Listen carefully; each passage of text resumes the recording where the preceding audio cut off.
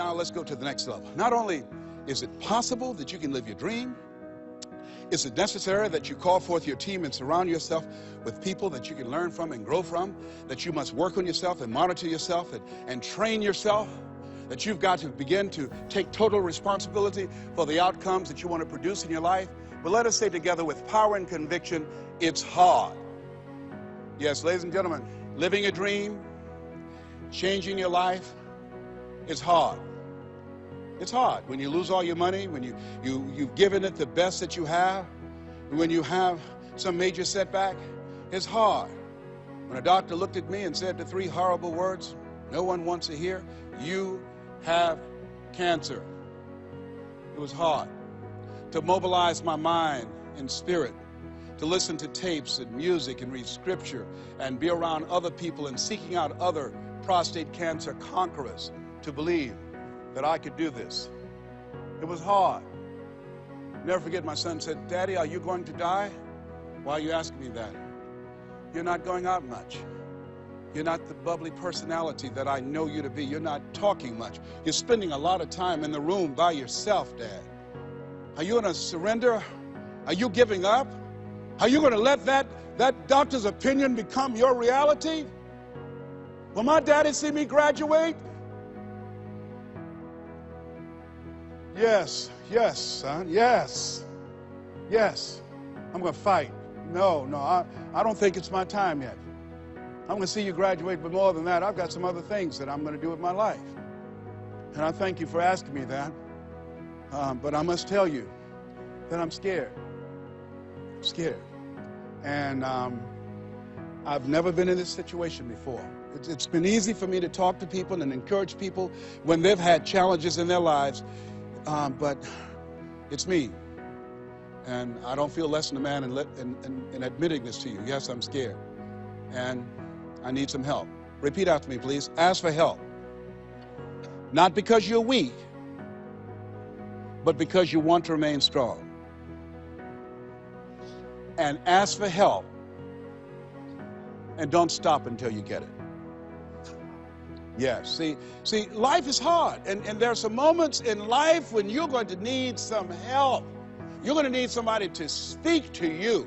You're going to need somebody to say something to you. I have a friend of mine, Willie Jolly, who's a motivational speaker. He said, a setback is a setup for a comeback. I had to listen to Willie's tapes. I have another friend, Kevin Brace, who's a speaker. He said, Les, come on, man, you can do this. You can make this happen. You can hit a home run. It's a done deal. You are Les Brown. That cancer's got to get out of your body. I said, talk to me, Kevin, talk to me. That's what I need to hear. I needed to hear those words. I don't care who you are. Many people won't allow themselves to ask for help because of pride. Pride cometh before a fall. Because of ego. Ego means edging God out. No, ask for help. Not because you're weak, but because you want to remain strong. And ask for help and don't stop until you get it. I'm here because a lot of people helped me. I'm here because a lot of people believed in me at a time when I was struggling to believe in myself. The other thing is, let us say together, it's worth it. Yeah, see, I think, and write this down, you got to find 5 reasons that will make it worth it for you. 5 reasons. What will make it worth it for you? Mine was, I want to take care of my mother. Mine was, I want to do something with my life. What will make it worth it for you? Mine is, I want to leave a legacy. Mine is, I refuse to die an unlived life. What will make it worth it for you? Repeat after me, please. You got to be hungry. Mr. Washington said, Mr. Brown, what do you want to do with your life? I said, sir, I want to become a disc jockey. Is that right? Yes, sir. Good. Mr. Brown, you got to be hungry. He said, I want you to listen to Paul Harvey. He's the world's greatest communicator. Always find a coach or mentor, someone that's doing what it is you want to do. Watch them. Listen to how he does the rest of the story. Listen to his voice. Mr. Brown, develop your mind and develop your communication skills, because once you open your mouth, young man, you tell the world who you are. And don't forget, Mr. Brown, you got to be hungry. Take the time to develop yourself. So I started training and working on myself. And then pretty soon I came to him. I said, sir, I've been working on myself. I've done the things that you told me to do. I listen to Earl Nightingale all the time and Zig, and I've been reading Dr. Norman Vincent Peale's book, and I'm ready.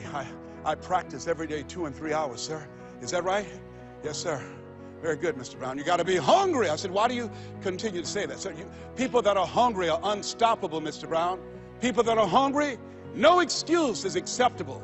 Go out and face the music, young man. And don't forget, stay hungry and know your vitamin.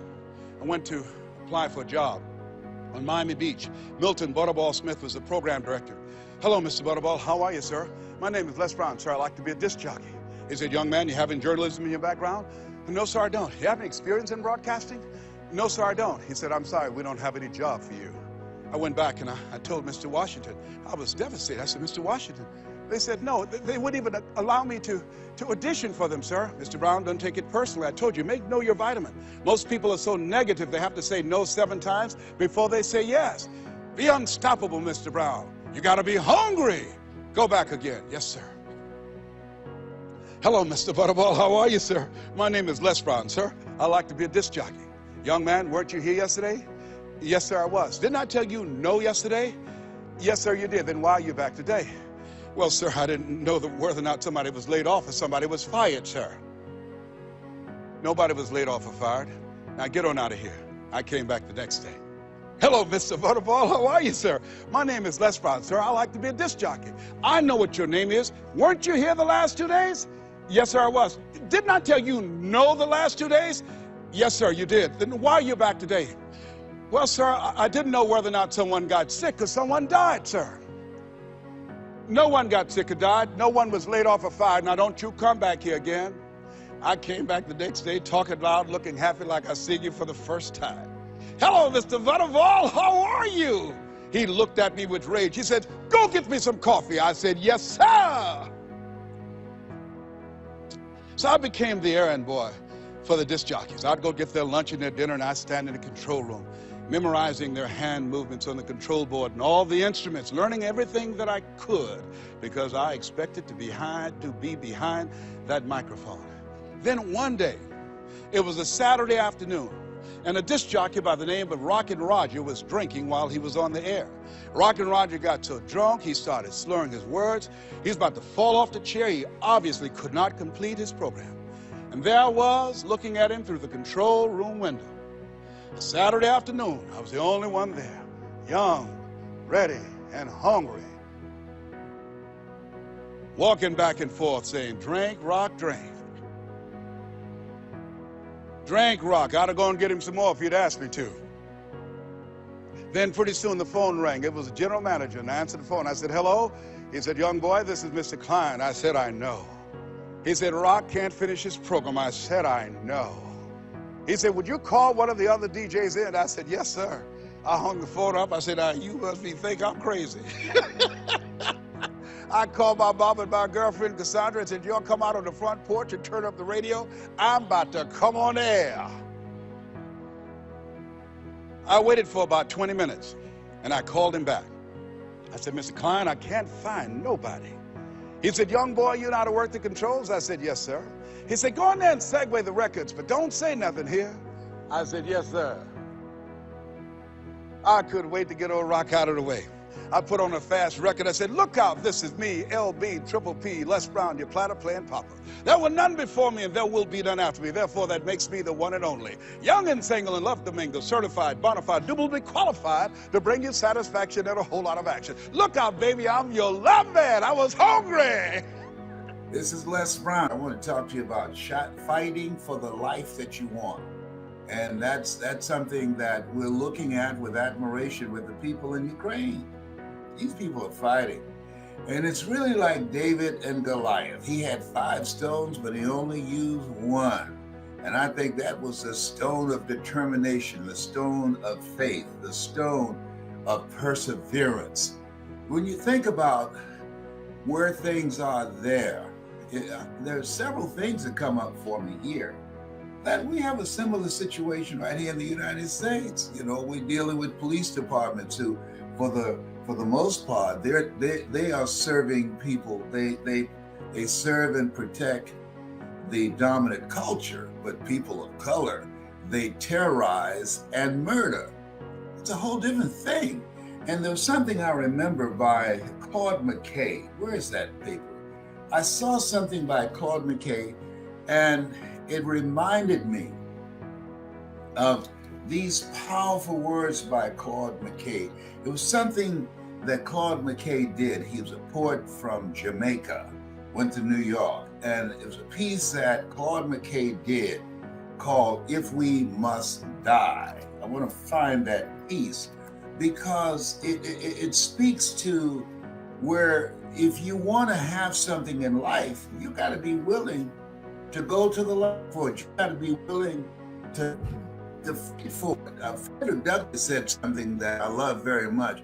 He said, power concedes nothing without a demand.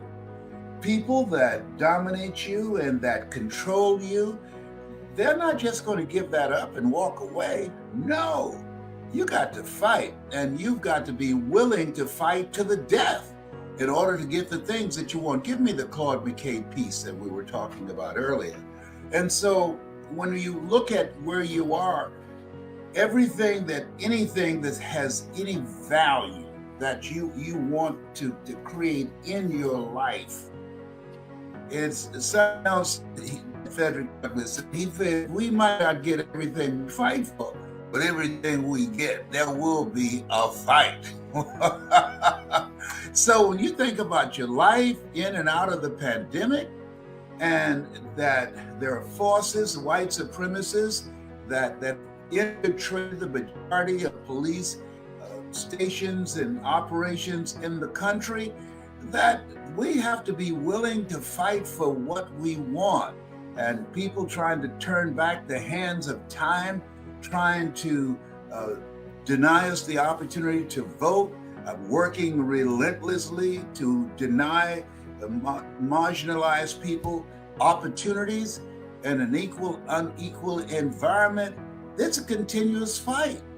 And so I want to focus on something about this. This is symbolic. One, the recklessness of Putin, that there are people in life, short-term thinking, driven by ego, that think that they can just bully and pounce on people and think that everybody will stand by and watch. Something that one rabbi said that I love very much. He said, when something happens, three things are going on. One, there's a perpetrator, and there are the victims, and there are the witnesses. And the question is, who's the worst? And the answer is the witnesses. People who stand by and do nothing. People who stand by and say nothing. And one of the great things about what's going on now in this country and around the world, that people have awakened. I remember the demonstrations, and I found it hard-worthy when George Floyd was murdered by a cop and the cops that were with the murderer, they stood back and they watched. At any point in time, they could have intervened and said, come on, it's four of us and one of him. He's handcuffed, he's down, and we're on top of him. But they didn't do that because they don't recognize your humanity. When you're in a country that does not recognize your humanity, and that most certainly is in America, then it's a different kind of environment. When you come from home, you are terrorized. You face when you're driving, that you're in an environment where you're going to be terrorized or murdered by those who are sworn to protect and to serve. And so when you have goals and dreams that you want to achieve, there are systems that are put in place to deny you, to destroy your sense of self, and to demonize you. And the way that you overcome that, you got to fight. I'm encouraged, I'm inspired by what's taking place in the Ukraine. That those Ukrainians have said, no, this is not the life that we want. We want the life that we are now experiencing. We don't want someone to control our destiny. That's powerful. That's encouraging. God is in the midst of all this stuff as we watch, as we observe. And I'm saying to you, as you look at yourself, look at your goals, that everything you want to do, if it's changing your life, if it's having your own business, if it's bouncing back from a setback, and many people have experienced that. Many people have lost their businesses, have gone through foreclosure, gone through evictions. Many people, their businesses have gone under, but something that Willie Jolly said, that a setback, come on, Willie, a setback is a setup for a comeback. You got comeback power. And when you know that, I remember when I was on the ropes dealing with 4th stage cancer, that those words stayed in my mind. I remember the words of Bob Proctor, who just passed a couple of weeks ago, that Bob talked about your mindset and your willingness to do what's required to move your life forward to achieve the things that you want to achieve. It's going to take everything in you. A.L. Williams said, all you can do is all you can do, and all you can do is enough. But make sure you do all you can do. And since Bob Proctor's transition, I've been reflecting on my own life, because we all have an expiration date. And I ask myself constantly, if you had your life to live over again, Les, could you have done more than what you have done thus far? And the truth is, yes. I'm ashamed. I could have done more. And I'm still here. I still got some time. I can still speak. I can still make a difference. Somebody said, why don't you do something other than just speak? To do something where you can have some fun. I said, are you kidding me? I have fun speaking. Are you kidding me? I have a ball changing lives. I want you to think about this. Live your life in the way that you want to live your life. When it's time for me to go, I will still be speaking. Come on, somebody. Well, oh, behave. Yes. And I have a lot of fun. We did some training in Orlando, and I was masked up. I got a plastic mask. I got all kind of masks up here. Let me tell you something. Nobody's hooked up more than me. And we had a ball. I got, I got masks here. Homie playing. Where's my plastic mask? I got it. See, I got everything up in here. But I came in there. They said, what was that guy's name? I forgot. The Silence of the Lambs. I got everything up in here. Yeah, where's my plastic mask? Hey, Mamie. Oh, here it is. I got everything, honey. Look here, this is how I'm going to the airport today. I'm going back to Atlanta. So this is what I'm doing. I don't even fly anymore. But I had to come do my seminar. So this is what I got going, okay? All right, okay. Then, in addition to this, the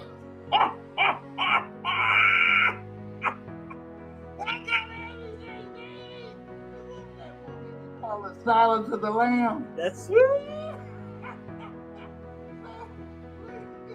Look here.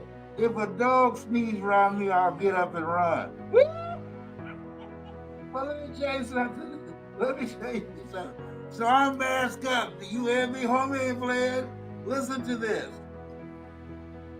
This is by Claude McKay. This is a bad boy. He's a bad brother. And this is not the front of it. If we must die, where's that? No. Oh, this is the small print up to the top. All right. Listen to this. If we must die, let it not be like hogs, hunted and pinned in an inglorious spot, while around us bark the mad and hungry dogs, making their mock at our accused lot. Winston Churchill, he loved this. He said, if we must die, oh, let us nobly die, so that our precious blood may not be shed in vain. Then even the monsters we defy shall be constrained to honor us, though dead. O kinsmen, we must meet the common foe. Though far outnumbered, let us show us brave, and for their 1,000 blows deal one death blow. What though before us lies the open grave? Like men, we'll fight the murderous, cowardly pack, pressed to the wall, dying, but fighting back. Come on, somebody. Yeah, that's it. That's it. I mean, when you look at that, they got people, senior citizens like me, making Molotov cocktails. Am I right? Yeah, they have a factory. They have a factory doing it in their garages. Everybody. I mean, they're men who've taken their families, the women, across the border, and then they come back to fight for the life that they want. And there are people sitting around just watching. Let me share something with you. Life is a fight for territory. And once you stop fighting for what you want, what you don't want will automatically take over. Have they not been willing to fight? And trust me, the people who are watching, they admire them and say, wait a minute, these people are fighting. They're not just letting Putin with his crazy self just come in and take over the country because he wanted to. They're putting up a fight. The people are standing in front of tanks. Say, no, you're gonna run me over? Do what you need to do. But we're gonna fight you. And then those Russian troops, many of them don't even know why they're there. Some of them say they've been driving around to run out of gas because they don't want to fight these Ukrainians. They were lied to. And so when you think about this place, what we're watching at this time, as if the pandemic wasn't enough, now this madness. And you better believe, even though it's thousands of miles away, it's affecting our collective consciousness. What happens to any of us happens to all of us, even though it's thousands of miles away. Oh boy, no man is an island, no man stands alone. When you think about where we are in this point in time, I'm encouraging all of you for your prayers and support of the Ukrainian people, and for us to reflect on our own lives and our own battles that we have here. We have our own stuff here. But police departments are being run and controlled by white supremacists. We got our own stuff here. But I say to you that when they know that we mean business, that you're not going to just continue to terrorize us and murder us and get away with it like you've been doing for centuries, trust me on this. They're going to begin to respect us, saying, no, they're not being pushed around and looked past, and they are willing to stand up for each other. That's that, and they fear if the Ukraine joins NATO, and that's the message I want to talk to you about right now. They fear Russia don't want Ukrainians to join NATO. Why? Because if you attack any of us, you attack all of us. And there's a message in that this is the time that you want to develop a mindset of liberation, a mindset of determination, and you want to develop your skill set, learning all that you can. And because if you're not willing to learn, no one can help you. But if you're willing to learn, no one can stop you. But the other piece that's major is developing strategic relationship alliances. That's why I'm talking to you now. They don't want them to join NATO, because if you affect and impact or attack anybody in NATO, you got to fight all of them. And he doesn't want to see that happen. He doesn't want them to do that.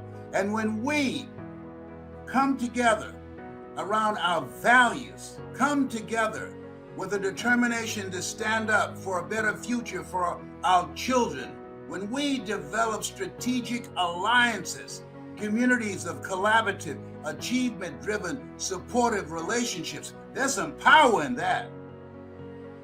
Because you can't make it by yourself in this thing called life. That there'll always be some battles. There's some evil people in this world. And I don't have to tell you that, you know that. And you have to protect yourself from them.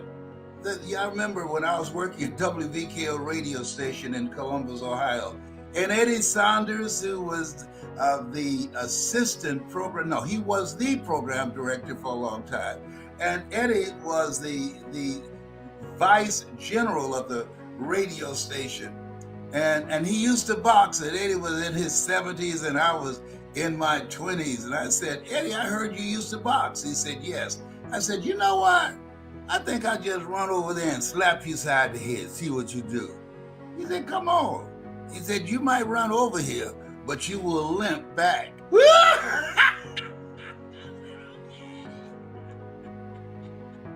Eddie Simon said, hey, Scurry, you run over here, you gonna limp back, young man. You know, young broom sweep clean, but old broom know where to go. So this is a historic time. I'm watching this. I'm pulling for the Ukrainians. And you know, the Orange Man and all his munions and these, you know, these spineless people today, they should write a book called Profiles in Cowardice. I remember a book was written called Profiles in Courage. But we're living in a time, we got politicians talking out both sides of their neck because they're afraid of the Orange Man. And I've said to you, God has not given us a spirit of fear, but a spirit of power and of love and of sound mind. You have something special. You have greatness in you. Look around at the people in your life. Who is it that you need to build a deeper relationship with? And who is it that you need to walk away from those relationships? Why? Because they're not good for you. They bring no value in your life. I'm cleaning house. You hear me? I'm cleaning house because I found myself giving more in a relationship and they brought zero.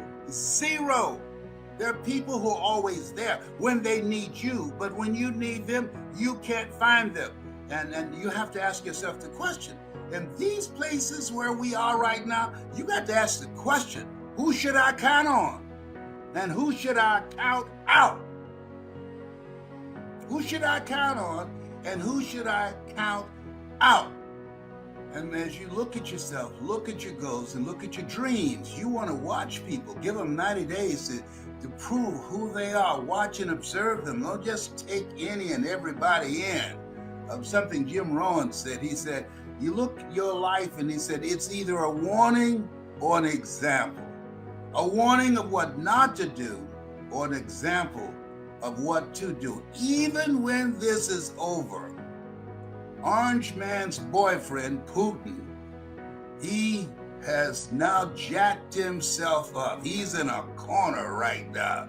And he had short thinking and said, you know what? I had no idea what I was doing, what I did then. Now he's thinking about how can I save face? But see, there's some kind of damage that you can do that won't be forgotten. Even if they stop right now, people are not going to forget this. No, he's going to be paying for this until he takes his last breath, and the people who supported him in that. So it's very important. Do unto others as you will have others to do unto you. Go, Ukrainians! Go, go, go! That's what I'm talking about. You have something special. You have greatness in you. That's my story, and I'm sticking to it. Bye for now. They will snatch victory from the jaws of defeat. The world is standing with you. Got to find a way. And I start evaluating and looking and getting silent while everybody's watching the presidential debate last night. I was debating with myself. Am I making the right choices in my life? Am I doing the things I need to be doing at this point in my life? Am I on course to finishing strong? Am I doing what I need to do to build a legacy for my children and my children's children? Am I integrating time with my family and this expanded vision that I have of myself and the things that I feel that I can do. I was doing some evaluation. I know the debate was very important to a lot of folks. I've already voted for who I'm going to vote for, and hopefully you have voted. But I was taking time for me. And you know what I realized? I started looking at it, and I've been giving my power away.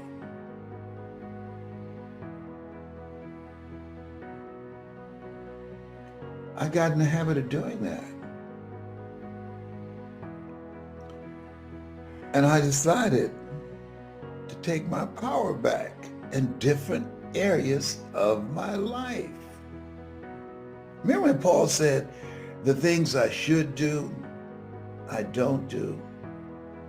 And the things I shouldn't do, I do. I sit and think and meditate and marinate myself in words of wisdom. And there are some things that I know I should do, like keeping a social distance from the refrigerator. I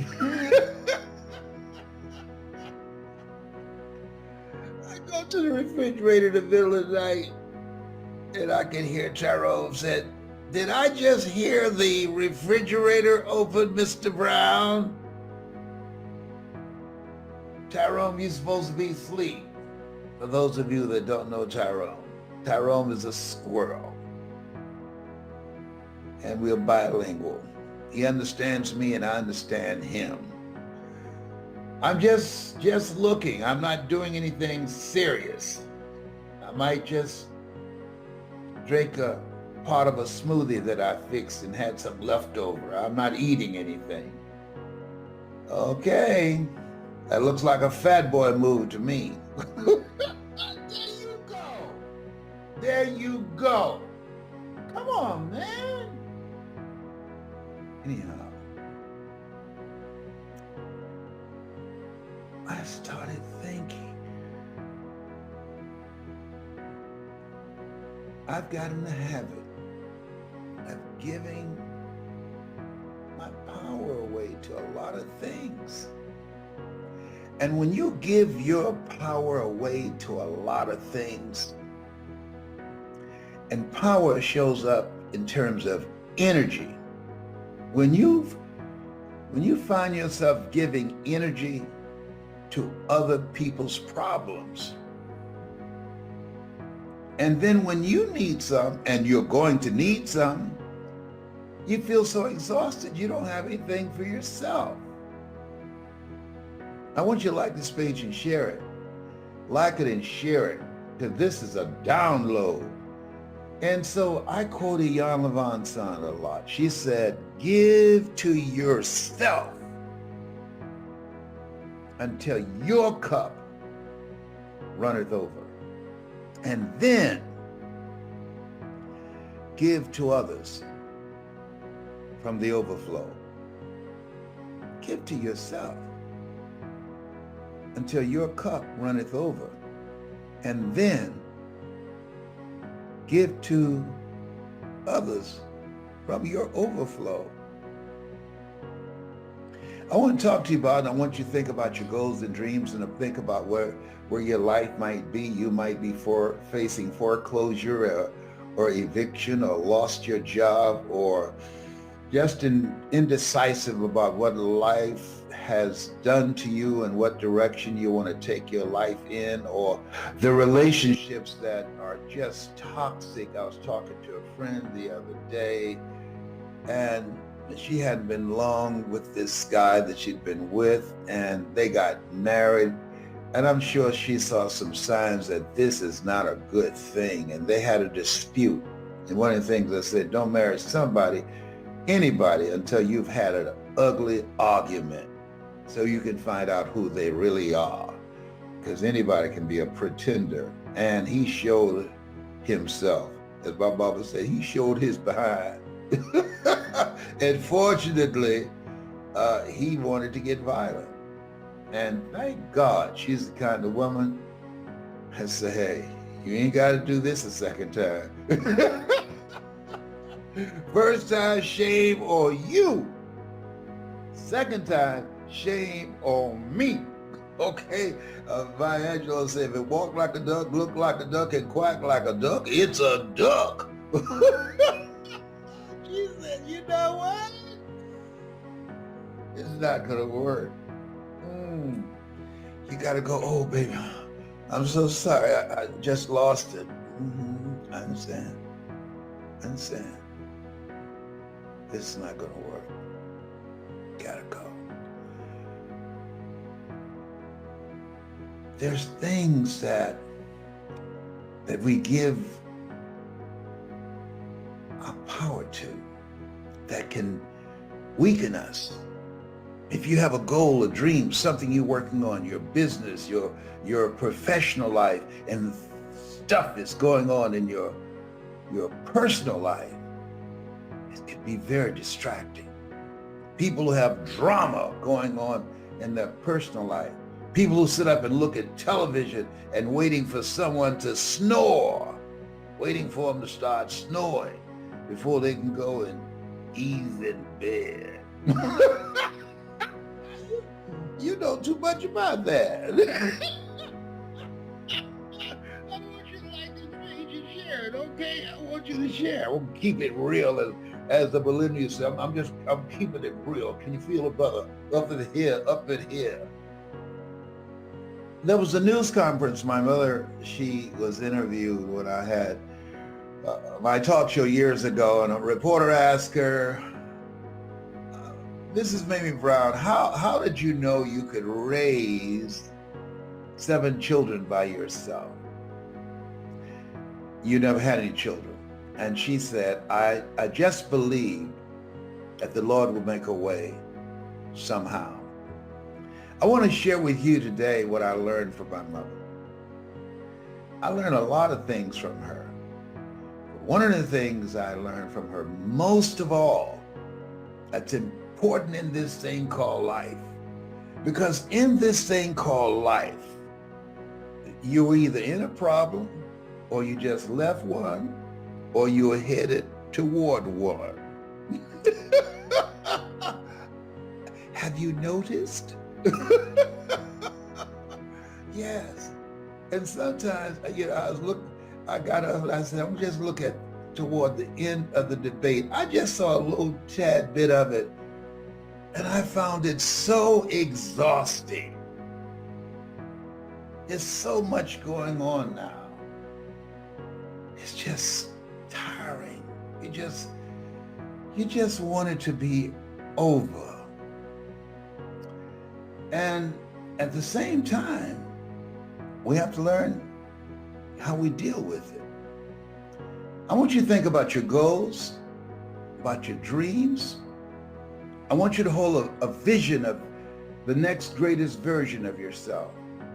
I want you to start seeing, if you've suffered a major setback, I want you to get excited. And I'm asking something that is going to take some effort on your part. I want you to feel. There's something about feeling. I want you to feel the victory before it occurs.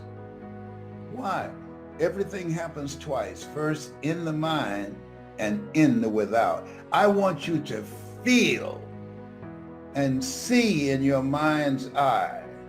Go to your imagination. The imagination is a preview of what's to come. Walt Disney. Go to your mind and feel relief. I got through that. Thank you, Lord. I got through that. Claim it. See it. And then start working on it. When I think about the 3 pillars of something that would be your anchor, a foundation to drive you into the future, to live a big dream, to live a big life, mindset. What you think about, you bring about. You know, as a man thinketh, so is he. Dr. Carter G. Woodson said that if you can determine what a man shall think, you never have to concern yourself with what he will do. He said, if you can make a man feel inferior, you never have to compel him to seek an inferior status, for he will seek it himself. And if you can make a man feel justly an outcast, you never have to order him to go to the back door. He'll go without being told. If there's no door, his very nature will demand one. And I think that in many cases, governments and religious institutions have really unwittingly crushed the dreams and aspirations and the visions that people had of themselves. Not all, but a lot of them. And I think it's incumbent upon the individual to take responsibility, to develop yourself, to expand your mind and your vision, to seek out experiences. You know, Helen Keller said life should be a daring adventure, it's boring. And start to dream. What do you want? What do you really want for your life? I remember going to Auschwitz and walking down the halls in the Nazi German concentration camps and seeing the pictures of men and women who had dreams. These people were exterminated. One of the things that I heard in my mind when I reflected on a book written by Viktor Frankl, who was there, he said, if you know the why for living, you can endure almost anyhow. He talked about the people who were able to survive the inexpressible cruelties of Nazism, those who either believed in God or had someone that they loved that they were determined to see, or some cause bigger than themselves. And in my case, my goal was to buy my mother a home. That was my big dream. And that caused me to read things and to listen to things, to fuel my imagination. And then to develop my skills to becoming a voice of influence. The other thing that's important is creating a community of collaborative, achievement-driven, supportive relationships. And it started with a man, Mr. Washington, who said, a high school teacher, someone's opinion of you does not have to become your reality. It could start with one person, and then it goes from there. I started associating with people who were doing what I wanted to do. I joined a multi-level marketing group called Best Line Products. When I heard the voice of a guy that when he spoke, it seemed like he was talking to me. I was in a hotel at a convention and Bill Bailey spoke and he was selling this dream. I didn't even know the products, but I wanted to be a part of it. And what I found, and one of the great things about multi-level marketing, is that it puts you in a community of other like-minded people. I think that's the value and the power of associations of different kinds. Associating with people who share your values, associating with people, like-minded people who have dreams, who have goals that they're working on, and being in that community. Studies indicate that one goose can fly 40% further in formation with other geese than can ever fly by itself. In fact, I'm thinking about a scientific study where they exposed some rats to electronic shock, and after they increased it, it killed them instantly. But then they put these rats in groupings with other sharks, with other rats. And then what happened was that they continued to increase the shocks of these rats, and they increased it over 10 times more. And it took far more to kill them than what it took with just one. And so there's something about being in a community of people who share your dream, who hold you accountable, who challenge you, who call you out, who can see what you can't see that you have within you, and inspire you to step up. Ebony Magazine, the late John H. Johnson, who started that with a $500 loan from his mother, and he said something in his book called Making It Against All Odds. There's no defense against an excellence that meets a pressing public need. And I suggest to you, one, work on yourself. To me, I think there are 3 pillars of what's required in order to carve out your place in this global economy. There are many steps, but there are 3 that I think that's indispensable. One is working on your mind. Be ye not conformed to this world, be transformed by the renewing of your mind.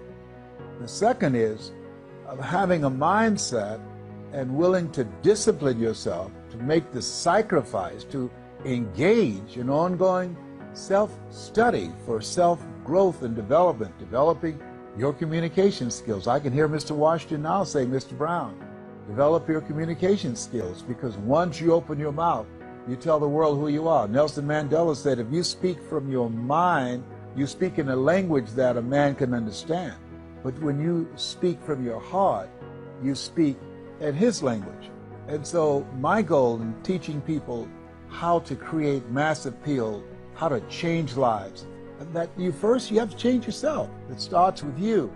And then you begin to see from your experience how you can begin to impact and influence others and be a voice of change. And that ability really will allow you to carve out a place for yourself in the marketplace. And the methods and the techniques, the simplicity of how you language what you say. Einstein said that genius is the capacity to take the complicated and make it simple. And so when you are creating change and mass appeal, keeping it simple, but being the message that you bring, and loving it, and standing in your power, and realize that you're here for a reason. I believe to make a difference. I believe to do a great work. I believe to live a life, as Jim Rohn said, when you live your life, he said, your life can be either an example or it's a warning of what not to do, or an example of what to do and what's possible. 85% of them reach their goals because of their attitude, 15% because of their aptitude. Now, to me, that was big, because I was in special education. I was labeled educable mentally retarded. So I said, whoa, that means I don't have to be the smartest guy in the room. That if I have a winner's attitude, that I've got a shot, that I could make it, that I don't have to live a life of being average. I wanted to live a life of meaning, of purpose. Being adopted, I wanted to do something for my mother. And so by listening to motivational messages and reading on a regular basis, it really taught me the value of using your time to work on yourself, to develop yourself, to really restructure your belief system for what was possible for you. It really expanded my vision of myself. And so to me, that's what it means about mass appeal, because I was working on myself. Then I started sharing it with others, and I noticed a difference in them, and I shared with them the things that I was doing because they saw the difference in me. And it's been said that a career is something you love so much you do it for nothing, but you do it so well that people will pay you to do it. So as I talked with and shared with my friends what I was doing and what was possible for them, I eventually evolved into this life of where I am. And as a result, I carved out a market for myself. And because this is my passion, this is what I've spent the majority of my life doing, I've developed a level of expertise, a level of strength and power and reputation in this area that created a demand for myself. To me, one of the most important things and the first step in changing lives is to have a program for yourself.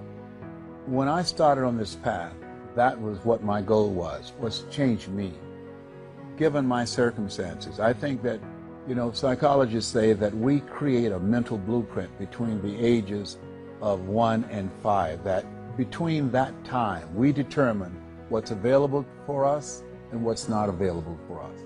And so, given my circumstances, being born in an abandoned building on a floor in a poor section of Miami, Florida, I became interested in a path of developing myself. I remember shining the shoes of Mr. Sidursky, this man that my mother worked for, very wealthy on Miami Beach. She cleaned his home and she cooked for the family and kept the children. And he listened to motivational messages unbeknownst to me. That was programming my mind, and it created a thirst within me to get on this path. I remember listening to Earl Nightingale, who said, you don't get in life what you want, you get in life what you are. And so to me, reading became an out. It became a tool that I used to develop myself. And not just reading for enjoyment, but reading for personal growth, reading to look at those things that I read and to apply them in my lives. And I would read sometimes at night from 60, 100 pages a night, sometimes a whole book. And then I would underline the book and I would think about them, I would memorize them, and then I would apply them. I would try them out.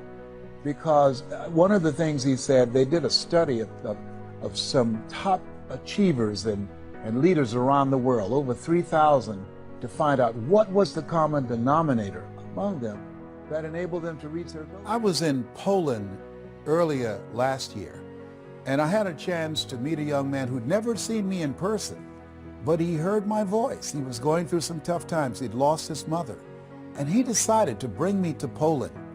He heard my voice, and it changed his life at a time that he was struggling, dealing with the passing of his mother. And he just lost connection with himself. And I just thought about what an honor it was to be able to reach him. And one of the things as I reflect on my life, I believe that we're all here for a reason. And we're all here for a purpose. As a 17-year cancer conqueror, I know that I have been given grace so that I can do something amazing with my life. I want to thank you for your support, for your prayers. And you have a voice. You have a story. And I say that it's on you to do something with your voice.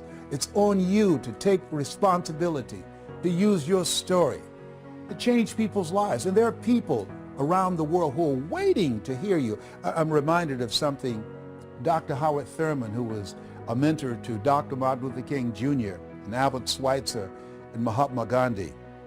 He said, there's something in each and every one of you that waits and listens to the voice of the genuine in yourself. It will be perhaps the only guide and voice you will ever have. And if you cannot hear it, all of your life, your days will be spent on the ends of strings that somebody else pulls. And I say to you that the reason that you're listening to me right now is that you've decided that you have a voice, that you have a story. There's something that you want to do with your voice and your story and your life. You have a dream to pull your own strings, to control your own destiny. You know, Helen Keller said life is either a daring adventure or it's boring. And you've decided, I want to make my life a daring adventure. And I identify with you. And so this is my celebration of this year. You've gone through what I have gone through over the years. You're glad. A lot of people don't want to say how old they are. But let me tell you something. It's good to be 69. Let me tell you something. Every day above ground is a good day. Believe me. If you don't believe me, just try this and one. So I'd like to leave this with you. You have a voice and you have a story.